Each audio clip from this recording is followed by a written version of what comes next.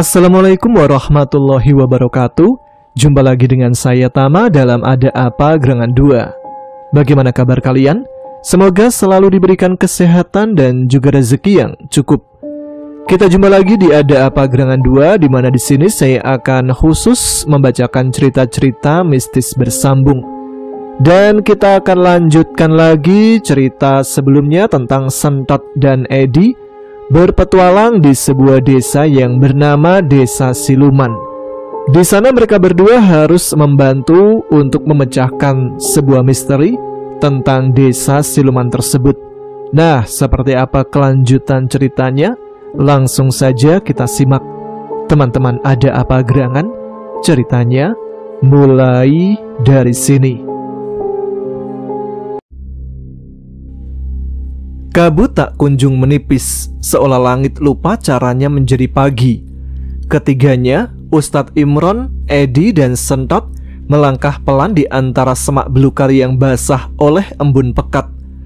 Tanah hutan basah, bau lumut dan akar membuncah di hidung. Langit di atas mereka tidak menampakkan tanda fajar, padahal mereka merasa telah berjalan cukup lama sejak malam. Sentot menendang sebatang kayu kering yang menghalangi jalan mereka. "Pak Ustadz, ini hutan atau lorong waktu? Masa iya udah jalan dari tadi belum pagi juga?" gumamnya. Edi di belakangnya menoleh ke langit. "Aneh, kayak macet jamnya." Ustadz Imron mengusap dahi dengan tangan kanannya, seraya terus berzikir pelan. Langkahnya tenang meski sorot matanya penuh waspada. "Ini bukan waktu kita. Kita berjalan dalam lapisan lain dari dunia. Waktu tidak mengalir seperti biasanya di sini. Karena itulah, hati-hati. Jangan berpikir ini sekedar hutan." Sentot mengangkat alisnya. "Lah, ini kan emang hutan, Ustadz. Masa iya pasar malam?" Ustadz Imron hanya tersenyum tipis, lalu menunjuk ke arah pohon besar yang menjulang tidak jauh di hadapan mereka. "Lihat, di sanalah jati kembar berada." Dua batang pohon jati tumbuh berdampingan. Akar-akar mereka bersilang satu sama lain seperti tangan yang saling menggenggam erat. Anehnya, kedua pohon itu tampak memancarkan aura samar, seperti berkabut tapi menyala samar kehijauan. Edi bergidik. Itu bukan pohon biasa ya Pak Ustadz?" Ustadz Imron mengangguk pelan. Jati kembar adalah batas, penjaga. Dulu sebelum desa ini terbentuk, di tempat ini pernah terjadi perjanjian antara manusia dan para penghuni gaib agar mereka tak saling mengusik. Maka ditanamlah dua jati sebagai penanda bahwa siapapun yang melewati pohon ini harus siap menerima akibatnya. Sentot mengerutkan keningnya. Jangan-jangan kita nggak boleh lewat Pak Ustadz. Takutnya nanti disangka main nyelonong malah dikira maling." Ustadz Imron tertawa kecil. "Kita lewat bukan untuk mengusik, tapi untuk mencari kebenaran. Maka bacalah basmalah dan jangan lepas dari zikir." "Siapa yang zikir? Aku nggak pelit kok." "Itu kikir, lain zikir. Kalau zikir itu mengingat asma Allah." "Emang yang kayak gimana?" Pak Ustadz pun menjelaskannya sebentar kepada Sentot. Kemudian ketiganya pun berjalan mendekati jati kembar. Begitu melangkah melewatinya, udara seolah berubah. Angin berhenti, suara hutan membisu. Tidak ada dengung serangga, tidak ada lenguh angin. Kok sepi banget ya? Biasanya hutan itu kan ramai suara tongeret. Ini kayak mati suri." Sentot mendekap kedua lengannya. Kalau hutan bisa ngomong, kayaknya dia udah bilang, "Mending kalian pulang, Nyong." "Kenapa pakai Nyong?" "Orang dalam bahasa Jawa kan disebut Nyong. Wong, bukan Nyong. Kalau kamu bilang Nyong gitu, kayak ngatain orang monyong." "Belum tentu, Ed. Bisa jadi Nyong bonyong." Karepmu." Ustadz Imron memimpin di depan, menelusuri jalan setapak yang samar. Mereka terus melangkah sambil sesekali mengobrol ringan untuk mengusir rasa takut. Dulu, konon ada seorang kepala desa pertama yang menikah dengan wanita dari alam sebelah. Wanita cantik, tutur halus, dan selalu menolong warga.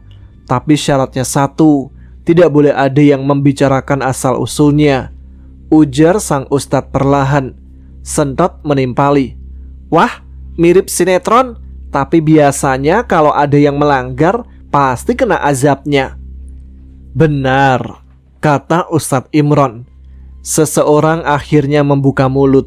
Maka sejak itu desa ini dihantui hal-hal aneh setiap beberapa generasi. Desa ini banyak cerita yang berkaitan dengan hal mistis, dan itu hanya salah satunya. Edi menatap ragu ke pepohonan. Pak Ustadz, jadi bisa jadi ini semua Purnomo, Buto Sungsang, Kampung Gaib, itu semua berkaitan dengan perjanjian kuno itu.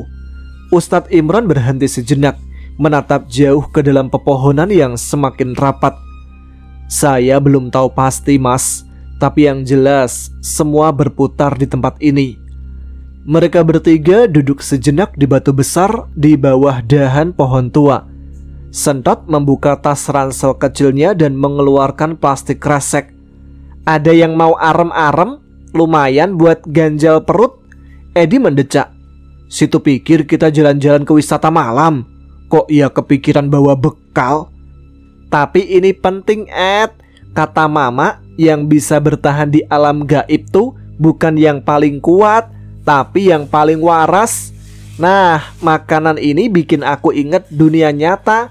Dan dunia nyata itu butuh makan. Ia mengedip. Edi hanya menggeleng, setengah ingin tertawa, setengah ingin pulang. Sementara itu Ustadz Imron masih menatap ke depan. Wajahnya serius, tangan kanannya menggenggam tasbih, membaca doa pelan namun pasti. Tanda-tanda mulai muncul. Semakin dekat kita ke pusatnya, gangguan akan semakin kuat. Sentot berdiri dan menepuk celananya. Yuk lanjut. Aku udah siap mental. Kalau ada hantu lewat, ya biarin aja, kan cuma lewat. Edi melirik tajam. Gak usah diomongin kalau gitu, gak penting. Mereka tertawa kecil. Suara itu sedikit melegakan suasana yang makin mencekam. Dalam senyuman mereka, rasa takut tetap menggantung di udara, karena mereka tahu perjalanan ke jantung kegelapan baru saja dimulai. Langkah mereka bertiga kian dalam menembus hutan yang kini tampak semakin ganjil. Cahaya bulan seolah tak mampu menembus rindangnya pepohonan. Kabut tipis merambat pelan di permukaan tanah. Dingin seperti hembusan nafas dari alam yang tak terlihat. Pak Ustadz, ini beneran pagi belum datang? Apa kita yang disuruh lembur sama pohon? Bisik Sentot sambil memeluk tubuhnya sendiri. Ustadz Imron menghela nafas panjang. Waktu di tempat ini tidak berjalan seperti biasanya, Tot. Kita berada di batas dunia manusia dan dunia gaib. Teruslah zikir dalam hati. Jangan berpikir yang aneh-aneh.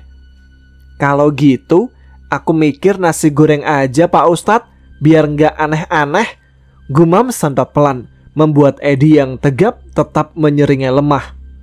Suasana mulai berubah ketika mereka melewati satu area yang dipenuhi akar-akar menjulur dari batang pohon seperti tangan yang mencoba meraih. Angin berhembus pelan, tapi bersuara, seperti bisikan samar di telinga kiri mereka. Tidak ada yang bisa memahami kata-katanya, namun hati mereka terasa dicekam rasa tidak nyaman. Sentot tiba-tiba berhenti. Pak Ustadz, Edi, itu di depan, lihat deh. Ada yang berdiri. Mereka bertiga menoleh hampir bersamaan. Di kejauhan terlihat sesosok tubuh anak kecil berdiri membelakangi mereka. Rambutnya acak-acakan, baju putihnya lusuh dan kusam.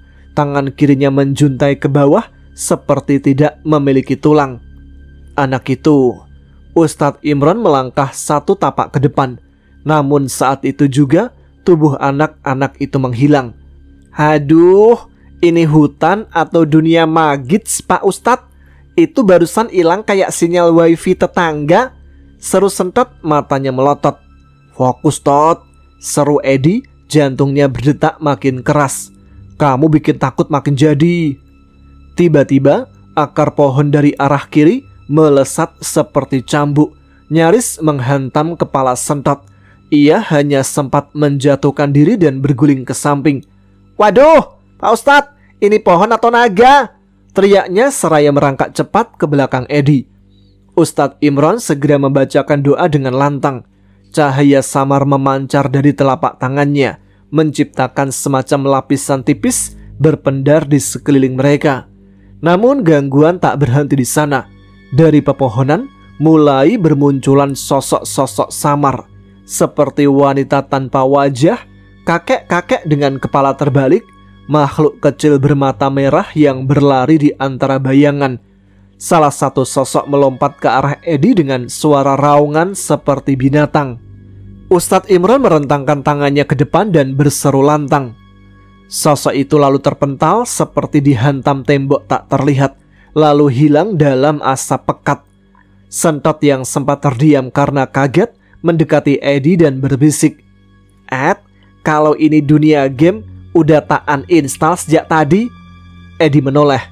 "Kalau ini dunia game, kamu dari tadi pasti udah game over."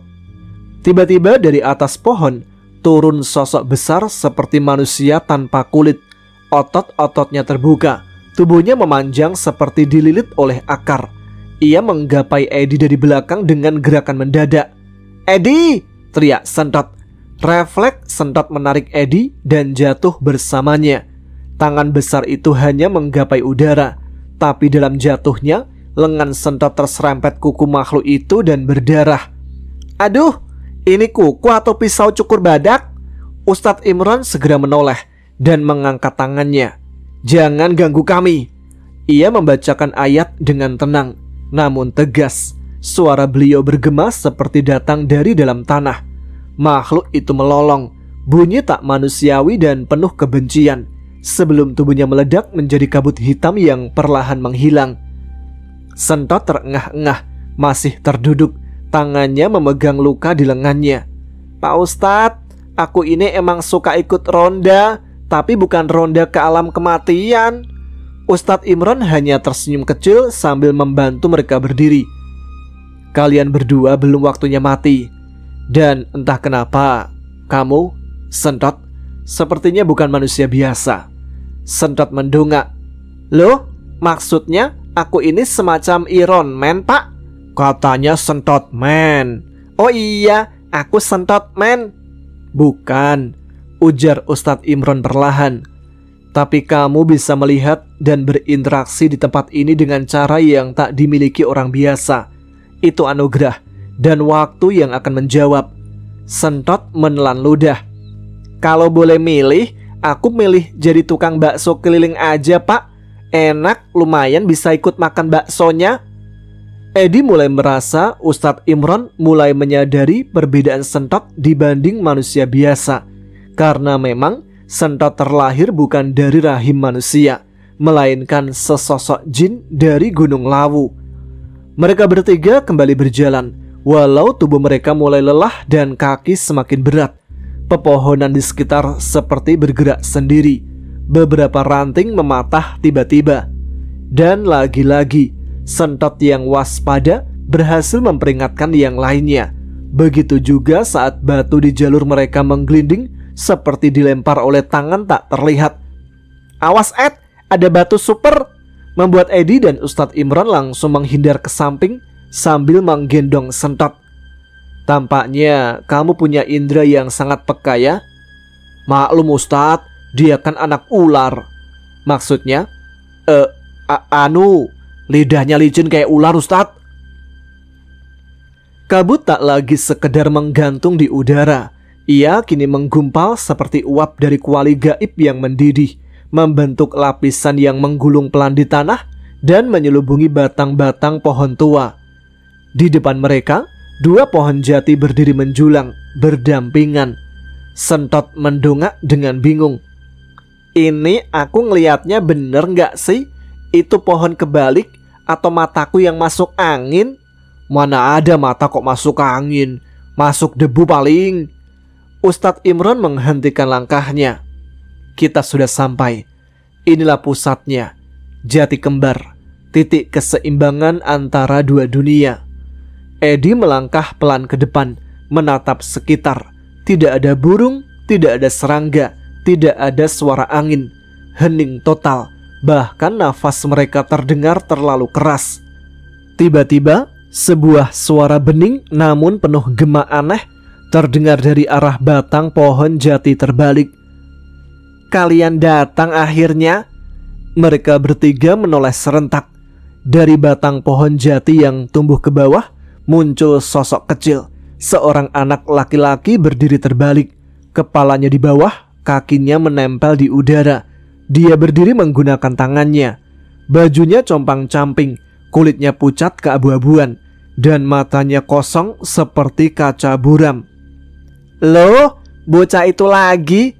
Dia kan yang ada di sendang alam gaib," gumam Sentot dengan suara tercekat.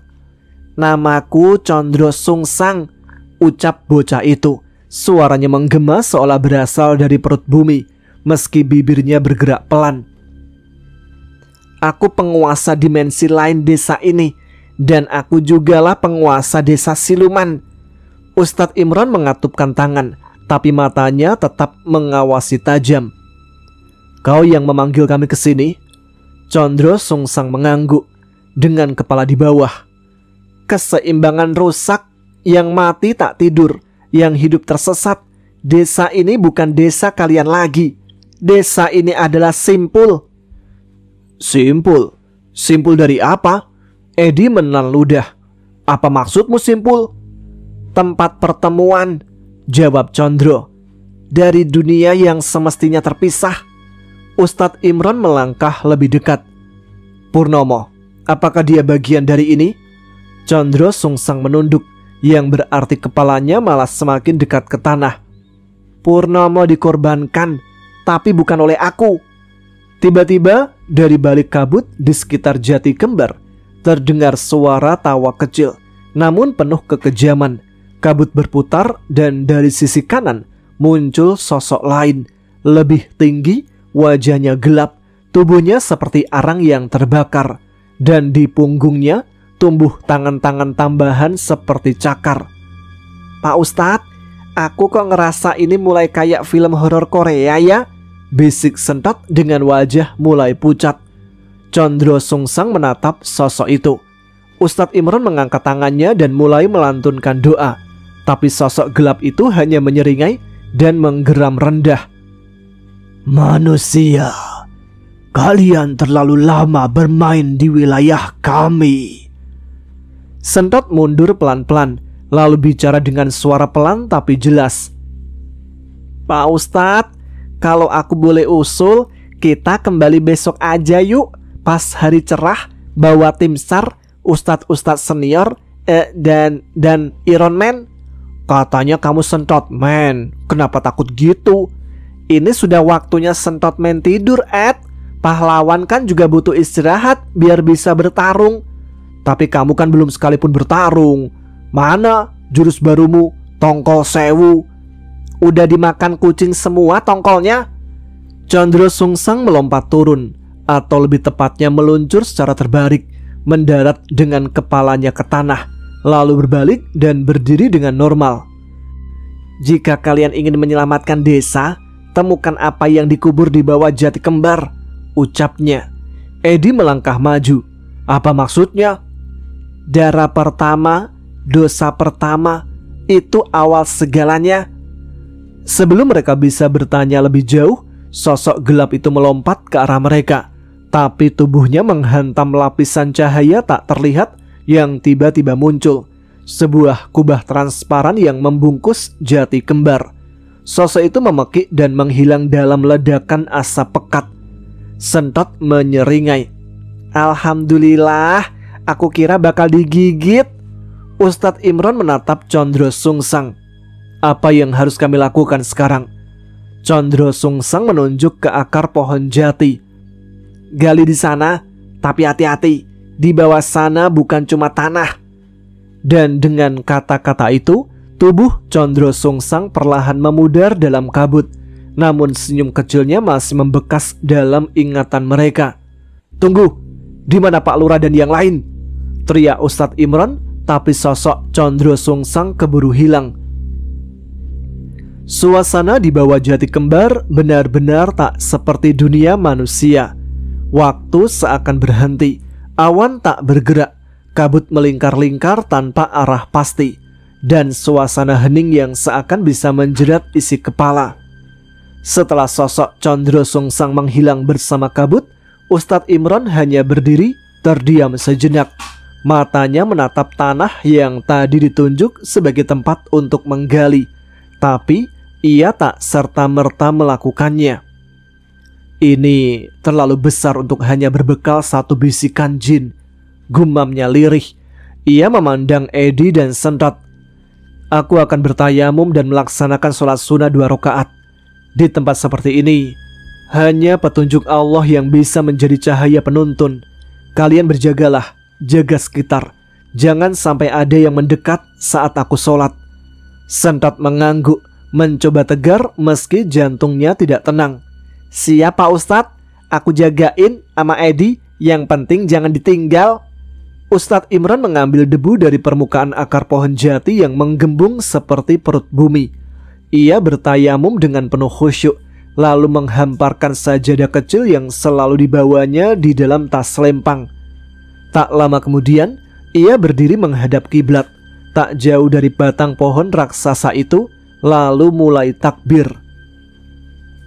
Saat itu jugalah udara berubah, angin mulai menderu perlahan. Sentot yang tadinya santai bersandar di akar pohon langsung menegakkan punggungnya. "Ed, kau dengar itu?" bisiknya. Edi mengangguk kaku.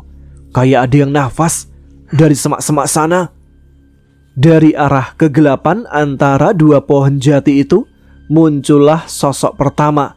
Makhluk kecil dengan wajah tua, matanya membesar dan melotot, giginya menonjol keluar, tubuhnya kering seperti ranting. Ia berjalan membungkuk menyeret kakinya sambil bergumam bahasa yang tidak mereka fahami. Sentot langsung berdiri tegak, membuka mulut dan berkata dengan gaya khasnya, Nek, situ ngapain malam-malam nyari keripik di hutan? Ini bukan minimarket, ini hutan terkutuk. Balik sana sebelum nyangkut di dunia sinetron." Anehnya, makhluk itu langsung berhenti dan perlahan berbalik, lalu masuk kembali ke dalam kabut. Edi langsung ternganga. "Tot, itu tadi beneran berhasil mengusirnya. Ini mulut Sentot men Ed, bukan kaleng-kaleng." Belum sempat mereka tenang, datang lagi gangguan kedua. Kali ini bayangan hitam berwujud manusia, tapi tak berkepala, berdiri di balik pohon dengan tubuh gemetar. Ia menunjuk-nunjuk ke arah Edi dan Sentot, mengeluarkan suara mencicit seperti kelelawar.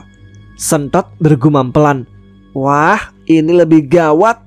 Lalu dengan penuh percaya diri ia berteriak, situ cari kepala ya? Coba tuh ke kantor desa, siapa tahu ada kepala dusun nganggur." Bayangan itu mendesis lalu memudar dan menghilang. "Sentot, gila, kau beneran bisa ngusir mereka?" bisik Edi. "Tapi jangan dipuji dulu. Biasanya kalau ketawa duluan, hantunya malah makin niat." Dan benar saja, gangguan selanjutnya malam itu datang perlahan, menebarkan hawa busuk dan panas. Kabut mendadak terbelah, dan dari tengah-tengahnya muncul sesosok makhluk menyerupai sosok leak. Kepalanya membesar tidak wajar, lidah menjulur panjang, matanya merah menyala, rambutnya panjang menjuntai hingga tanah, dan tubuhnya melayang tanpa kaki. Edi langsung terduduk. Sentot pun kali ini tak bersuara. Leher mereka kaku, kaki tak bisa digerakkan. Makhluk itu melayang pelan, mulutnya komat-kamit, lalu mengeluarkan suara tangisan bayi yang menyeramkan. Sentot tak bisa berkata apa-apa, mulutnya hanya terbuka. "Ayo Tot, ucapkan kata-kata saktimu." Makhluk jarahan." "Apa itu jarahan?" "Itu neraka jarahan, Jahanam. Iya, pergi sana. Ngapain di sini? Aku tidak buka lowongan pekerjaan. Tapi sosok itu tak bergeming. Tot, keluarkan kesaktianmu. Baiklah, kamu memaksaku mengeluarkan jurus pamungkas, jurus kutukan anak tiri. Tiba-tiba cahaya menyilaukan muncul dari sisi mereka.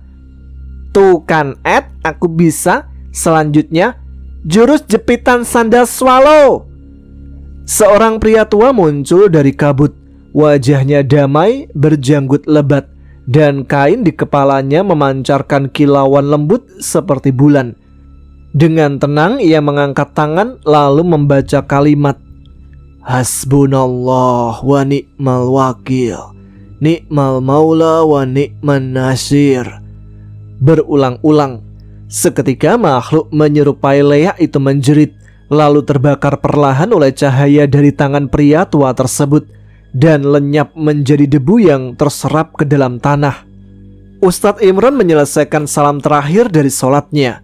Ia segera bangkit dan melihat ke arah pria tua yang masih berdiri memancarkan cahaya. Siapakah engkau wahai hamba Allah? Pria tua itu menoleh perlahan, matanya bening seperti embun. Aku biasa dipanggil Mbah Goro Gunung. Seorang pria tua berwajah penuh wibawa, berpakaian khas Jawa kuno dengan segala aksesorisnya. Kalau dipandang, mirip-mirip penampilan Sunan Kalijogo. Sentot masih terduduk, nafasnya ngos-ngosan. Pak Ustadz, aku boleh cuti 3 hari nggak? Aku mau pulang, peluk emak, makan tahu petis, dan tidur di bawah kolong kasur. Ustadz Imron menepuk bahunya. Belum Tot, perjalanan kita baru dimulai. Ustadz Imron lalu mendekati pria tua yang memperkenalkan diri sebagai Mbah Goro Gunung, sebuah nama yang sangat dikenal oleh Ustadz Imron. Tanpa mengurangi segala rasa hormatku kepada kakek buyutku, aku tahu kau hanya perwujudan residu energi dari beliau. Kalau memang kedatanganmu sebagai petunjuk dari Allah, aku siap mendengarkan. Sosok tersebut hanya tersenyum, lalu duduk bersila, kemudian diikuti oleh Edi, Sentot, dan Ustadz Imron yang saling berhadapan, beralas tanah beratap langit kelabu. Posisinya sih sudah pas, tinggal susu sama pisang goreng yang belum ada, celoteh Sentot. Kamu kira lagi duduk santai, nanyain cemilan segala? Soalnya kalau nanyain cepek, pasti kamu gak punya, Ed. Sosok Mbah Goro Gunung kemudian berdehem sebelum berkata, Cucuku, aku bangga karena kau menjadi penerusku. Perdalamlah ilmu agama dan gunakan sebagai manfaat untuk orang lain. Terima kasih Mbah.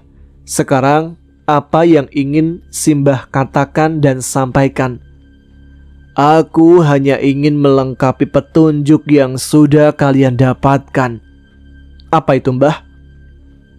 Dulu, sangat dulu sekali, Mbah Jayeng dan kelompoknya melarikan diri dari kejaran tentara Belanda yang mengetahui gerakan pemberontakan yang dilakukan oleh kelompok yang dipimpin oleh Mbah Jayeng. Hingga kemudian sampailah ia di tengah hutan dan menemukan sebuah sendang dengan air yang sangat jernih. Mbah Jayeng pun memutuskan untuk mendirikan pemukiman di sekitar sendang karena dianggap dekat dengan mata air. Tapi malam harinya, ketika mereka beristirahat, kelompoknya diganggu oleh siluman-siluman. Mbah Jayeng yang memang juga pandai dalam ilmu kebatinan dapat mengalahkan para siluman itu dan mengusir mereka. Lalu Mbah, sabar Tot, simbahnya biar ambil nafas dulu. Emang dia masih bernafas ya? Mbah Goro Gunung hanya tersenyum. Putra Dewi Lawu, kau juga akan berperan penting dalam kisah ini. Mendengar Mbah Goro Gunung bilang begitu pada Sentot, Ustadz Imron semakin penasaran akan siapa Sentot sebenarnya.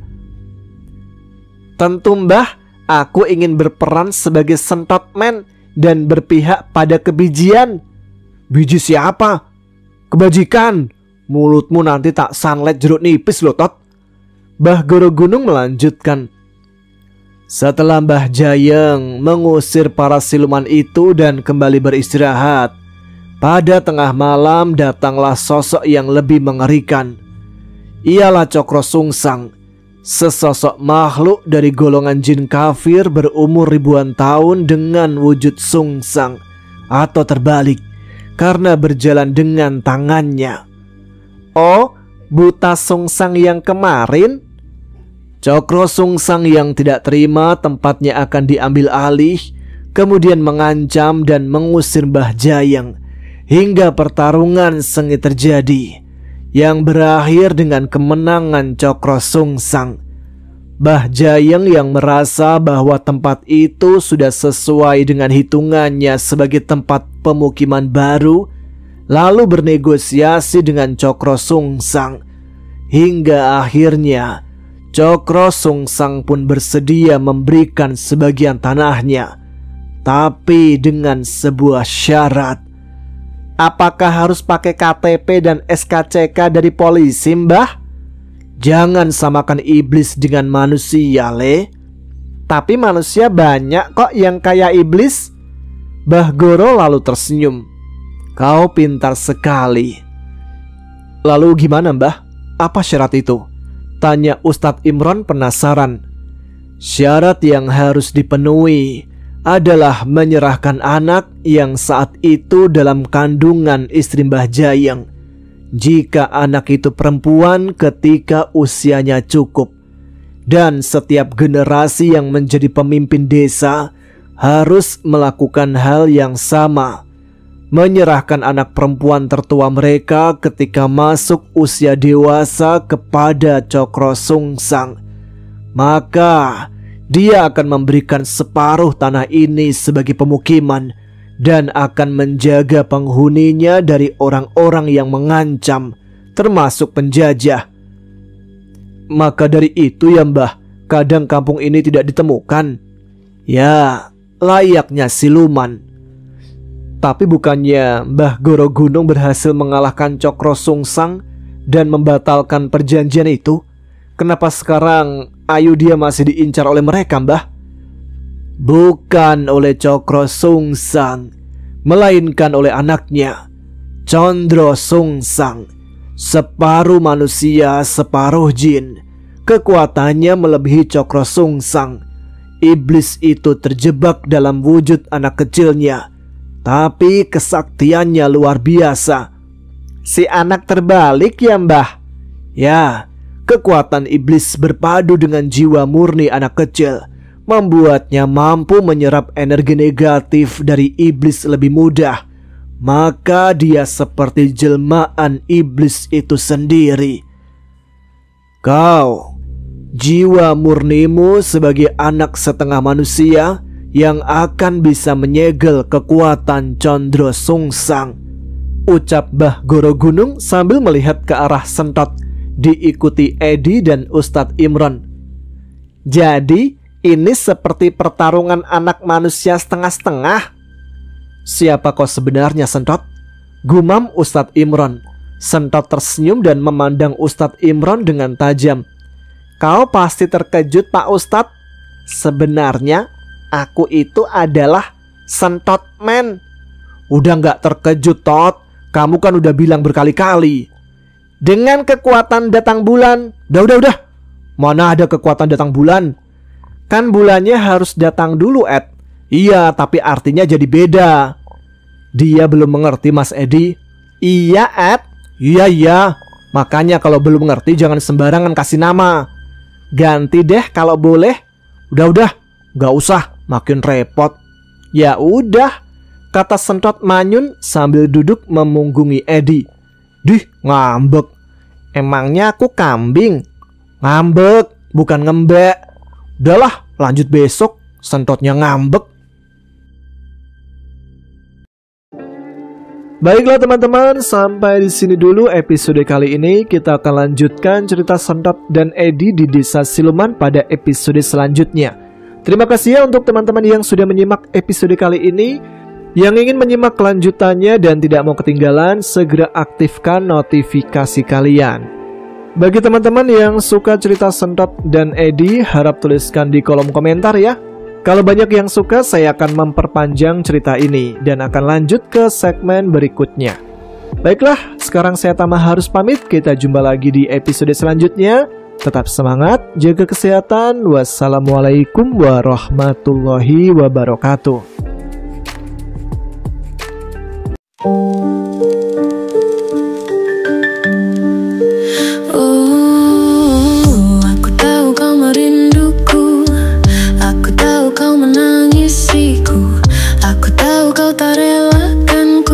Sama namun hanya membisu. Dari atas sini ku masih bisa memandangmu, meski dengan air mata darah penuhi gaunku. Gaun putih ini perlahan memerah seiring ku tak tentu arah. Gaun putih ini perlahan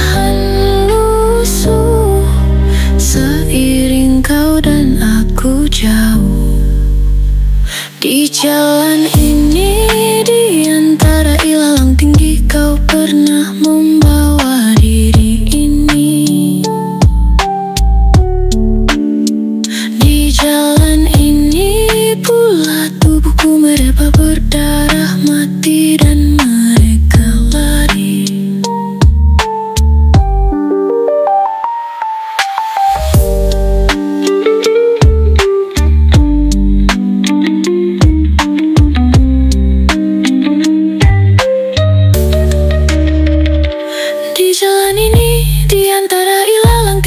Pernah membawa diri ini. Di jalan ini pula tubuhku mereba berdarah mati dan mereka lari. Di jalan ini, di antara ilalang tinggi, kau pernah membawa diri ini.